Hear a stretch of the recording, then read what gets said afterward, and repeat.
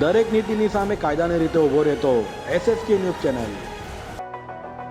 રાજકોટના TRP game ઝોનમાં બનેલી આગની ઘટના બાદ સુરતનું તંત્ર જાગ્યું હોય તેમ સુરતમાં આવેલ તમામ 16 ગેમ ઝોનમાં તપાસ હાથ ધરાઈ હતી, જેમાંથી 6 ગેમ ઝોન પાસે NOC ન મળી હતી। ગેમ ઝોનમાં તપાસ માટે સુરત મનપા, સુરત પોલીસ અને કલેક્ટરની ટીમો દ્વારા તપાસ કરવામાં આવી હતી। રાજકોટમાં આજે ગેમ ઝોનમાં આગની ઘટનામાં અનેક લોકોએ જીવ ગુમાવ્યો છે, ત્યારે હવે સુરત પોલીસ અને સુરત પાલિકાના અધિકારીઓ દ્વારા તપાસ શરૂ કરાઈ છે। સુરતમાં આવેલા 16 જેટલા ગેમ ઝોન અંગે એક કમિટીની રચના કરીને તપાસ કરાઈ હતી।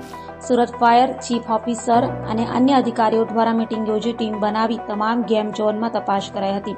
ગેમ ઝોનમાં NOC સહિત ફાયર સેફટીની ચકાસણી કરવામાં આવી હતી, જો કે 16માંથી 6 ગેમ ઝોન પાસે કોઈપણ જાતની ફાયર NOC ન હોવાનું સામે આવ્યું હતું।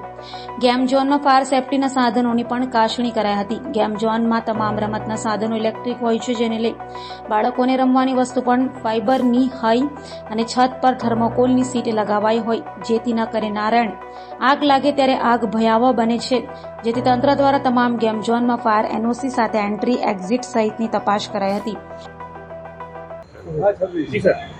કઈ જગ્યાઓ પર સોનું ચેકિંગ માટે કઈ રીતની આખી ટીમ? મારું નામ SD ધોબી છે, રાંદેર ઝોનનો in-charge deputy chief fire officer છું। અમારા માન્ય મ્યુનિસિપલ કમિશનર શ્રી મેડમના આદેશ મુજબ, અમારા ડેપ્યુટી કમિશનર શ્રી સાહેબના આદેશ મુજબ અને ચીફ ફાયર ઓફિસર શ્રી સાહેબના આદેશ મુજબ આજે રાજકોટમાં એક દુઃખદ દુર્ઘટના જે ઘટી છે, એના અન્વયે અમારા સુરત શહેરના તમામ ઝોનમાં આવેલા ગેમ ઝોનને અમે ચેક કરવાનું ચાલુ કર્યું છે। આદેશ અન્વયે અમને જ્યાં જ્યાં ખામી જણાઈ આવે છે તો એને અમે જે હેલ્થનું છે, આપણા ફાયરનું છે અને જનરલ ચેકલિસ્ટ બનાવવામાં આવેલી, અને એમાં જે અપૂર્તતા છે તો એમને અમે નોટિસ આપીએ છીએ, સીલ કરીએ છીએ।